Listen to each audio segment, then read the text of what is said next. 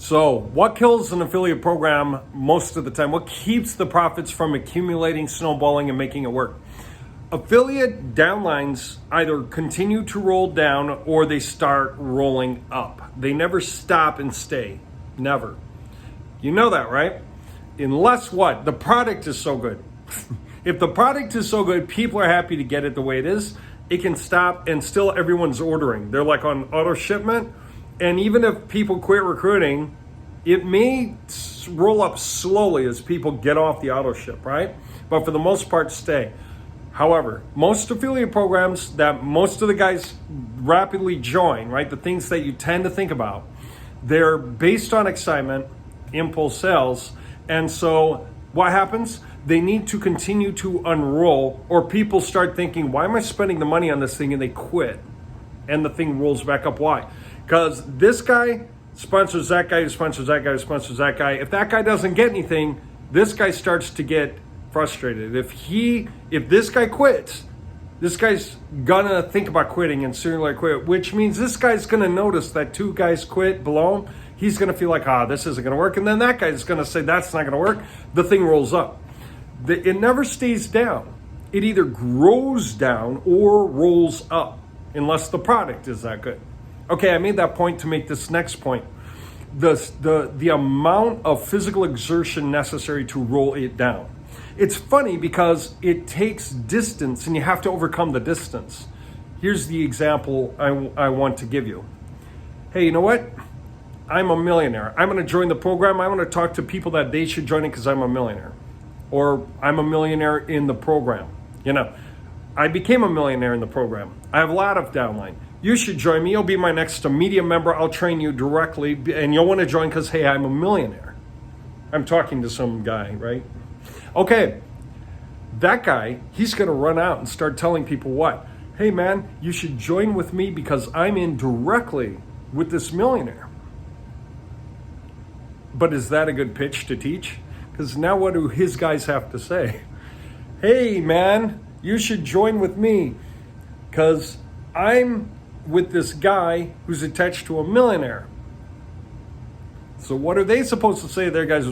Hey, you should join because I know a guy who knows a guy who knows a guy who knows a guy who's a millionaire in the system. Doesn't work, does it? So that pitch, that angle doesn't work. Okay? Can't do that. So how do you get these guys to pitch it right? You actually have to train them over the product or the service. Someone somewhere has to train them. They have to be able to get the training topics. They have to be able to take off and do it. But here's the other thing that people need to think about. The guys who are joining through you, if you want them loyal to you, if you want them, first of all, if you want them to work at it, you have to keep reminding them to check out the training.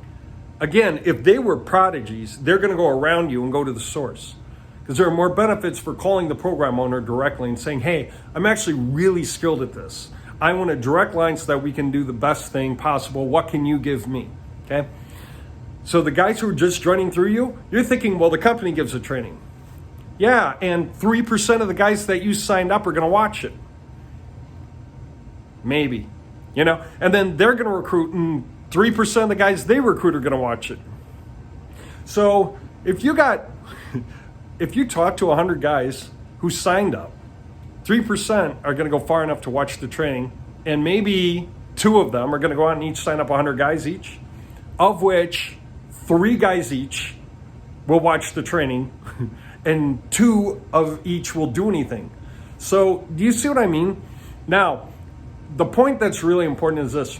When programs release big downlines or things that everyone can sell, Kindle books, through Amazon, those big lines everyone stampedes towards.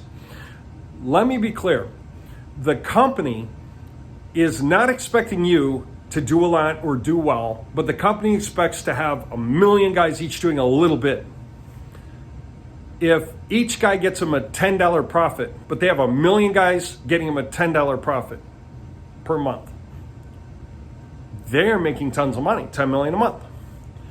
You might not be making anything. So you wind up quitting maybe. But hey, in the meantime, they made 10 million a month for however many months or years. and they're going to keep rolling some of that back into marketing if it's working that well, right? But this is why things lose their allure quickly, right? Because everyone goes, wow, it's hot, and then it seems to level off and drop, and that happens fast, right?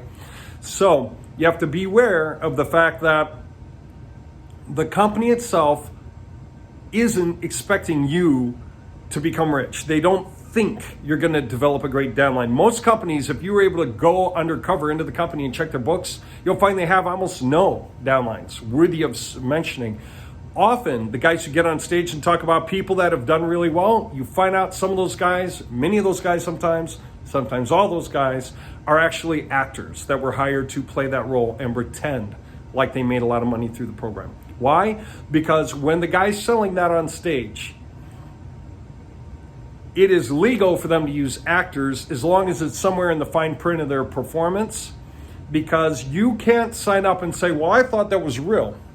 If the rules are real, like you can make that much money if you make that happen, okay, then as long as their program is functional that way, and in the fine print they say not everyone's going to have the same results, right? Most people are not going to make this pyramid shape work anyway, right?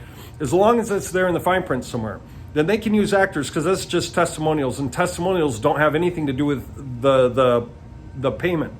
You can't buy a program and then say, hey, I found out they lied about the testimonials. I want my money back. That's never going to be a good enough reason. Lawyer's going to say you can't win on that. And you might be like, why? And the answer is because the testimonial just represents what's possible. Okay? The question is whether it's possible. If it's possible, you lose. Because they already said you're not going to have the same results as these guys over here. Whatever that is, whether it's an actor who's broke or a guy who really made it. Right? So just be aware of that. That you have to excite a lot of people who excite a lot of people who excite a lot of people. You've got to kind of stick with it. You got to push it. You got to actually make it happen. And so the only way you're going to get all these totally different people to pull that off is if they can all follow your lead. So you have to have something easy for them to do it with, right?